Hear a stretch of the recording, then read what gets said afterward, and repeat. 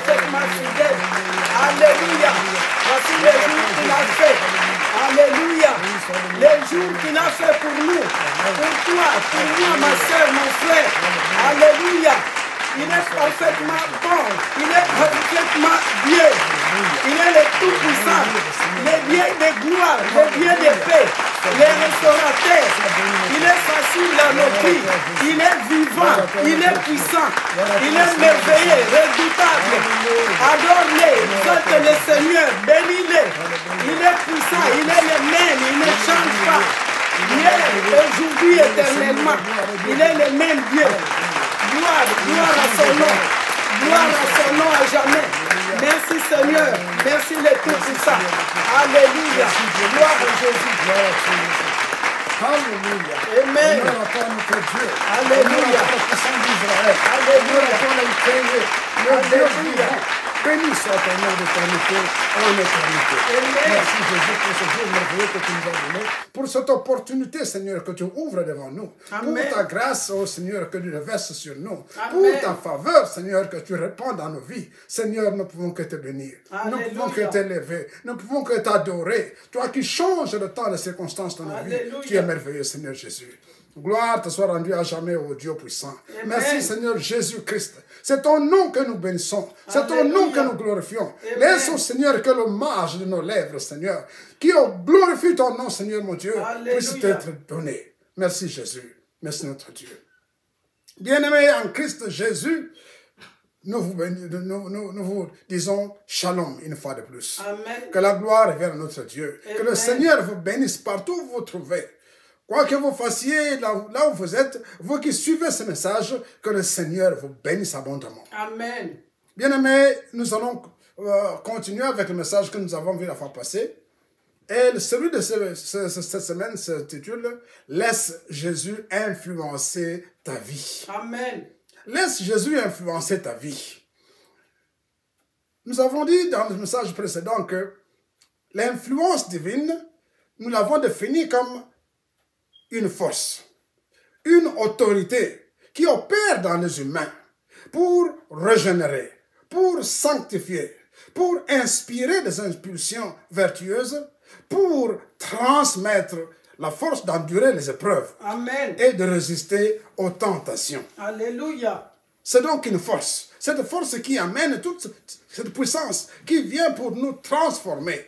C'est la puissance de Dieu qui vient pour changer nos vies, Amen. qui vient pour nous libérer de ténèbres et de tout ce qui nous encombre, tout ce qui fait que notre vie ne peut pas prospérer. C'est cette puissance-là. Mais comme nous disons, cela suppose évidemment deux choses. La première des choses est que l'on puisse se laisser aller à cette influence. Amen. Lorsque nous recevons Jésus-Christ, lorsque nous entendons la parole de Dieu, si nous nous laissons influencer, si nous entrons dans cette mouvance, dans cette atmosphère, alors le travail de Dieu se fait comme il faut. Amen. Ainsi, il n'y a pas de résistance. Parce que c'est quoi? C'est comme les vents. Dans Jean 3, nous savons que le Seigneur Jésus expliquait à Nicodème ce qui se passe avec le Saint-Esprit. Amen. Il lui a dit, l'Esprit de Dieu est comme un vent. Le vent, quand il passe, vous ne pouvez pas le toucher. Mais vous voyez dans des feuilles, des arbres, vous voyez dans quelle direction le vent passe. Amen. Maintenant, si vous vous laissez aller au vent, alors le Saint-Esprit vous influence. Alléluia. Mais si vous résistez, quand vous résistez contre le courant, en ce moment-là, Dieu ne peut pas travailler en vous. Amen. Vous êtes un résistant, vous êtes un rebelle. Nous allons voir dans l'exemple, les exemples qui vont suivre, comment les gens ont résisté. Ceux qui ont obéi et ceux qui ont résisté. Et quelle a été la conséquence de ce qui s'est passé. C'est pourquoi nous avons un sous-titre, l'influence profane et ses conséquences dans la vie des enfants de Dieu. L'influence profane et ses conséquences dans la vie des enfants de Dieu. Nous avons expliqué la fois passée ce qui se passe quand l'homme se laisse aller à l'influence de Dieu. Comment il est béni. Nous avons montré des exemples de gens qui ont été bénis parce qu'ils ont adhéré. Amen. Ils ont fait une véritable adhésion à l'influence divine. Amen. Avant d'arriver à l'influence profane, nous parlons d'abord d'un homme de Dieu, l'apôtre Paul, qui lui n'a pas en fait mangé avec le Christ. il était de l'autre côté. Il était dans le judaïsme. L'apôtre Paul était dans le judaïsme. Il était un ennemi avéré des chrétiens. Amen. Après la mort de Christ, quand le christianisme a commencé à se répandre, ceux qui étaient dans le judaïsme ont commencé à dire, c'est dangereux. Nous sommes perdus. Si ces gens continuent, si ça se répand, le peuple ne va plus nous obéir. Il va obéir à ces gens de Jésus. Alors il faut pouvoir le bloquer. Et qui a été désigné pour ça? C'était Paul, notre frère qui était de l'autre côté, dans le judaïsme. Alors, lui, il a commencé à terroriser les enfants de Dieu, terroriser les chrétiens. C'était une vraie terreur. Il passait de maison en maison pour attraper les gens, et ceux qui résistaient, il les faisait tuer. Ce n'était pas une blague. C'était donc un moment très difficile. Il était zélé. Qu'est-ce que ça veut dire zélé? Ça veut dire qu'il était sous influence démoniaque. Alléluia. Alléluia. Démoniaque. Il avait un zèle dans sa haine contre les disciples de Christ qu'il pourchassait et qu'il terrorisait littéralement. Amen. Nous connaissons ce qui s'est passé avec la mort d'Étienne. Et lui avait approuvé la mort d'Étienne. Il était là lorsqu'on tuait Étienne. Amen. Donc en cela, il croyait servir Dieu. Bien-aimé, il était zélé dans son zèle. Il disait, c'est pour la gloire de Jésus.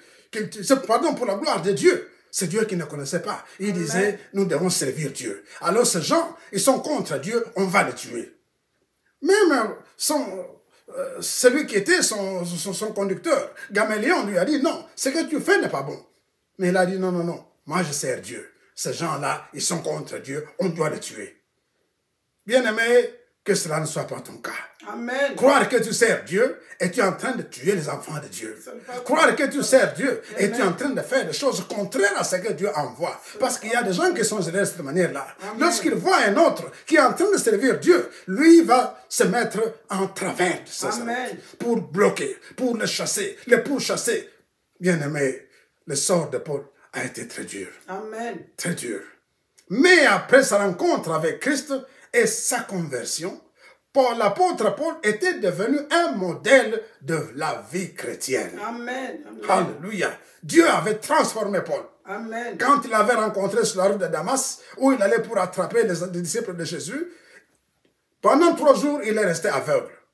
Christ lui a dit, Paul, Paul, pourquoi me persécutes-tu? Amen. Il a dit, mais qui es-tu, Seigneur? Qui es-tu? Pour la première fois, il a entendu la voix de Jésus. Et là, il a vu la lumière qui l'a transformé. Il a dit, c'est moi, Jésus, que tu persécutes. Beaucoup de gens sont en train de persécuter Jésus. Beaucoup de gens sont en train d'aller contre la volonté de Jésus. Amen. Ils croient servir Dieu. Ils croient qu'ils sont dans le bon. Mais ils ont déjà quitté le chemin. Bien-aimés, demandez au Seigneur Jésus qu'il vous montre si vous êtes sur le chemin ou si vous êtes dehors. Il s'était totalement soumis à l'influence divine. Paul s'était devenu, après sa conversion, il s'est soumis totalement à l'influence divine. Amen. Et par sa conduite fidèle et sa piété, il a pu exercer une bonne influence spirituelle partout où il se trouvait. Autant quand il était dans le judaïsme, il exerçait une puissance ou une influence négative pendant qu'il terrorisait les gens. Lorsqu'on parlait du nom de Paul, Saul à l'époque, lorsqu'on parlait de Saul, tout le monde fouillait. Tout le monde fouillait parce qu'on savait que c'était fini. Mais après sa conversion, il a commencé à passer d'église en église pour donner le témoignage de Christ. Amen. Et les gens disaient, n'est-ce pas celui-ci qui nous tuait quand j'étais dans l'autre côté? Il disait, oui, c'était moi. Mais maintenant, je ne suis plus la même personne. Maintenant, il commençait à inspirer une influence positive. Alléluia. Pour témoigner de la gloire de Jésus. Et cela était le cas même dans les situations critiques.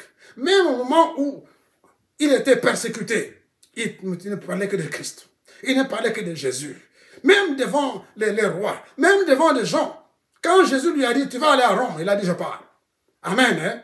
Il est devenu un kamikaze. Il est devenu un véritable soldat de Christ. Il était conduit par sa foi en Christ, parfois même jusqu'à l'abandon de soi. Il ne faisait plus cas de sa propre vie. Il ne faisait, tout ce qu'il disait, c'est la gloire de Jésus-Christ. C'est pour ça qu'il va dire, j'ai été crucifié avec Christ. Et si je vis, ce n'est plus moi qui vis, c'est Christ qui vit en moi. Amen. Si je vis maintenant dans la chair, la vie que j'amène maintenant dans la chair, je vis dans la foi au Fils de Dieu qui m'a aimé et qui s'est livré lui-même pour moi. Amen. Je ne rejette pas la grâce de Dieu. Car si la justice s'obtient par la loi, alors Christ est mort en vain. Amen. Alléluia. Amen. Voilà le langage de quelqu'un qui a été converti. Amen. De quelqu'un qui a changé totalement. De quelqu'un qui a réellement quitté le camp où il est allé dans un autre camp. Bien-aimé, c'est ça la conversion. Amen. Quand vous êtes converti, vous n'êtes plus la même personne que vous étiez. Amen. Vous changez. Nous avons parlé de l'influence profane. À l'opposé donc de l'influence divine, se trouve l'influence profane ou l'influence diabolique, l'influence démoniaque. C'est celle qui nous éloigne de l'Esprit de Dieu. Amen. L'influence démoniaque vous éloigne effectivement parce que vous êtes sous emprise de l'ennemi. Ça vous éloigne de l'influence de Dieu. Parce que l'ennemi ne voudra pas que vous adoriez Dieu. Il voudra que vous l'adoriez lui. Amen. Dans les exemples qui vont suivre, nous allons vous montrer comment cette influence négative a corrompu les croyants qui y avaient adhéré. Et comment elle avait compromis leur vie, parfois même des générations entières. Nous allons commencer par quelqu'un qui est bien connu, c'est Akab. Akab, dont la vie est expliquée dans du premier roi, chapitre 16 jusqu'au 22, on nous parle du roi Akab. C'était un Israélite qui avait épousé Jézabel, de triste mémoire, une princesse sidonienne. Alors, terrible a été l'influence malfaisante de Jézabel. Amen. Jézabel, lorsqu'elle est venue à la cour, elle a corrompu simplement Akab. C'est une idolâtre. Et son influence a été vraiment terrible sur le roi d'Israël et sur sa descendance. Amen. La Bible déclare, il n'y a eu personne qui se soit vendu comme Akab pour faire ce qui est mal aux yeux de l'Éternel. Et Jézabel, sa femme, l'y excitait. Alléluia. Donc, sous impulsion de Jézabel, Akab a fait des choses terribles. D'abord, il a introduit le culte de Baal. Il a officialisé le culte de Baal dans le royaume d'Israël. Et le culte de notre idole qu'on appelle Astarté. Il les a mis ensemble et le peuple a commencé à suivre son exemple. C'est comme ça qu'il a tué beaucoup de prophètes de l'Éternel. Il n'y a que celui qui est resté, c'était Élie. Élie devait fuir, d'aller de place en place. Jusqu'à ce que Dieu lui a dit maintenant, vas-y. Et Élie, pour contrer son action, qu'est-ce qu'il a fait? Il a bloqué. Dieu lui a dit, pendant 3 ans, tu vas parler, tu vas leur dire, pendant 3 ans, il n'y aura pas de pluie. Il n'y aura pas d'eau, il y aura sécheresse. Et ça a été une sécheresse formidable. Donc, les conséquences de cette mauvaise influence se feront encore sentir dans les générations suivantes. Cette mauvaise influence s'est également exercée sur le peuple qui se fit élever des autels de Baal et d'Astarté. Dieu suscita un roi. Alléluia. Amen. Dieu suscita un roi du nom de Jéhu pour nettoyer toute cette descendance d'Akab, sa femme Jézabel et toute leur descendance. Amen. 2 Rois, chapitre 9, versets 7 et 8, dit ceci. Le prophète de Dieu, Élisée, va envoyer son serviteur. Il dit, vas-y, tu vas oindre Jéhu, qui fut serviteur d'Akab, tu vas le oindre comme roi. Il dit, je te oins, roi d'Israël, du peuple de l'Éternel. Tu frapperas la maison d'Akab, ton maître, et je vengerai sur Jézabel le sang de mes serviteurs, les prophètes, et le sang de tous les serviteurs de l'Éternel. Toute la nation, toute la maison d'Akab périra. Amen. J'exterminerai. Alléluia. Lorsque Dieu dit ça, c'est très dangereux. Amen. Il dit, je vais exterminer, c'est-à-dire personne ne va rester. J'exterminerai quiconque appartient à Akab. Et celui qui est même esclave et celui qui est libre en Israël. Alléluia. Tous ceux qui ont eu l'influence d'Akab, tous ceux qui sont libres, tout cela vont mourir, vont périr. Je rendrai la maison d'Akab semblable à la maison de Jéroboam, fils de Nébat, et à la maison de Bécha, fils d'Abijah, fils d'Achija. Bien-aimé, lorsqu'on résiste à l'influence divine, c'est ça qui arrive. L'extermination. Lorsque vous insistez, parce que Dieu ne vous a pas créé pour que vous alliez adorer Dieu, pour adorer le diable. Il vous a créé pour que vous puissiez l'adorer. Il vous a créé pour que vous puissiez donner un impact dans votre vie, que vous puissiez témoigner de Dieu dans votre vie. Amen. Témoigner, influencer les autres à suivre Dieu. Amen. Parce que Dieu veut nous bénir, bien-aimés. Vérité. Dieu veut nous bénir. Alléluia. Dieu veut nous rendre heureux. Gloire à Mais Jésus. par notre propre choix, nous allons derrière les balles. Et c'est ça qui fait que nous devenons malheureux. Amen. Nous croyons être sur les bons alors que nous faisons de bonnes choses, de mauvaises choses. Alléluia. Deuxième exemple est celui de Judas Iscariote. Nous connaissons Judas Iscariote, qui était apôtre, disciple de Jésus-Christ, qui, bien qu'étant resté avec Jésus comme apôtre pendant 3 ans, était resté incrédule, Amen. réfractaire. Alléluia. Il ne s'était pas fait fléchir par l'influence de Jésus, ni par ses enseignements. En effet, il n'avait d'intérêt que pour l'argent, mais le spirituel ne lui disait rien. Bien aimé, il y a des gens qui croient que parce qu'ils sont dans l'église, que Dieu les connaît. Dieu te connaît, c'est vrai. Ils croient que parce qu'ils sont dans l'église, ce sont de bons chrétiens. Non, ta présence dans l'église est une bonne chose, très bonne chose. Mais tu dois adhérer à l'influence divine. Amen. Mais tu dois suivre les enseignements de Jésus. Mais tu dois adopter ces enseignements, Amen. en faire tien. Et là, si tu fais, là, tu fais mieux. Mais il y a des gens qui vont à l'église, ils sont là jour et nuit. Mais pourquoi? Pour leur intérêt personnel. Amen. C'est pour qu'ils puissent seulement jouir de l'église. Amen. Ils utilisent le nom de Jésus comme passe pour pouvoir s'approprier les biens des gens, les biens de Dieu, pour pouvoir... Tout cela, tout ce qui est de l'influence de Dieu, ce n'est pas leur affaire. Judas Iscariote est le roi. Amen. Judas Iscariote est celui qu'ils suivent. Judas Iscariote, c'est celui qui les influence. Alléluia. Il était avec Jésus 3 ans. Il a vu le miracle devant ses yeux. Des choses se sont passées, mais il est resté réfractaire. Il est resté, lui, immobile. Il est resté incrédule. Et quelle a été sa fin? Il finit par trahir le Christ pour 30 deniers. Amen. Et à la fin, qu'est-ce qui arriva? Il s'est pendu au bois. Et l'argent s'est pendu. Il n'a même pas touché un seul denier. On l'a retrouvé intact sur la terre. L'argent, la trahison. Ces gens-là, comme Moïse disait, vous allez boire de l'eau amère. Et lui a bu de l'eau amère. Un autre exemple dont nous allons parler, c'est l'exemple de cet fils de Sheba, un sacrificateur juif. Ce fils allait de maison en maison pour faire la délivrance des gens. Ils allaient délivrer les gens. Au nom d'un Dieu qu'ils ne connaissaient même pas. Amen. Ce qui leur arriva fut terrible. Lisons Acte 19, le verset 13 au 17. Quelques exorcistes juifs ambulants essayèrent d'invoquer sur ceux qui avaient l'esprit malin le nom du Seigneur Jésus, en disant « Je vous conjure par Jésus que Paul prêche ». Ceux qui faisaient cela étaient 7 fils de Sheba, l'un des principaux sacrificateurs. L'un des principaux sacrificateurs. Il y a des gens qui se disent, moi j'appartiens à, moi je suis ceci, moi je suis cela. Et ils vont faire des histoires derrière les autres. Ils vont passer de maison en maison pour aller, soi-disant, délivrer les gens. C'est Jésus qui délivre. Amen, hein? Amen. C'est Jésus qui délivre, ce n'est pas un homme. C'est Jésus qui délivre, bien-aimé. Ce n'est pas à cause de votre force. Ce n'est pas par votre force ou par... Non, c'est Jésus qui délivre. Lorsque vous laissez aller à l'influence divine, lorsque vous obéissez à Jésus, alors tout ce que vous allez faire va partir. Sinon, ce sera comme les enfants de ce sacrificateur qui disaient au nom de Jésus-Christ que Paul prêche et ne prêche pas Jésus.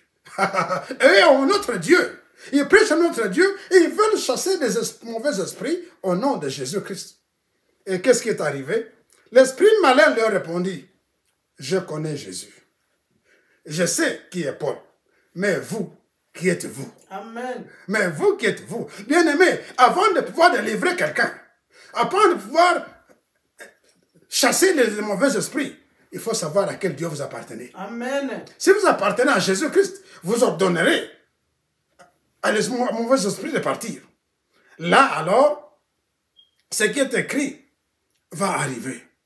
Ce qui est écrit, l'ordre de Jésus-Christ va s'exécuter. Mais si vous n'êtes pas avec Jésus-Christ, Luc 10, 19 ne va pas s'accomplir. Non. Parce que la Bible dit, voici, je vous ai donné le pouvoir de marcher sur le serpent, le scorpion, sur toute puissance de l'ennemi. À qui a-t-il donné le pouvoir? À ceux qui sont fidèles, à ceux qui l'ont reçu, à ceux qui confessent Jésus-Christ comme Seigneur et Sauveur, à ceux qui ont reçu le pouvoir. Le pouvoir n'a été qu'à donné qu'à ceux-là. Si le pouvoir ne t'a pas été donné, tu vas aller tromper des gens, de maison en maison.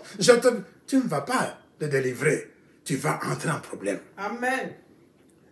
Et l'homme dans lequel était l'esprit malin s'est lancé sur eux, s'est rendu maître de tous deux et les maltraita de telle sorte qu'ils s'enfuirent de cette maison nus et blessés. Amen.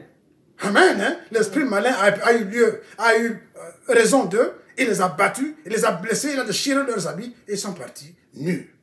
Bien-aimés, si vous voulez faire la délivrance des gens, soyez sûrs que vous êtes sous l'obéissance de Jésus-Christ. Amen. Soyez sûrs que vous êtes sous l'influence divine, l'influence de l'Esprit de Jésus-Christ. Si vous le faites sous cette influence, si réellement vous êtes sûr que moi, j'appartiens à Jésus-Christ, alors tout ce que vous allez faire va aller parce que celui qui délivre, c'est Jésus-Christ. Amen. Amen. C'est Jésus-Christ qui délivre. Ce n'est pas vous qui délivrez. Ce n'est pas qui que ce soit. Quand vous dites au nom de Jésus-Christ, le Seigneur envoie ses anges et le Seigneur envoie sa puissance et c'est là qui chasse les mauvais esprits.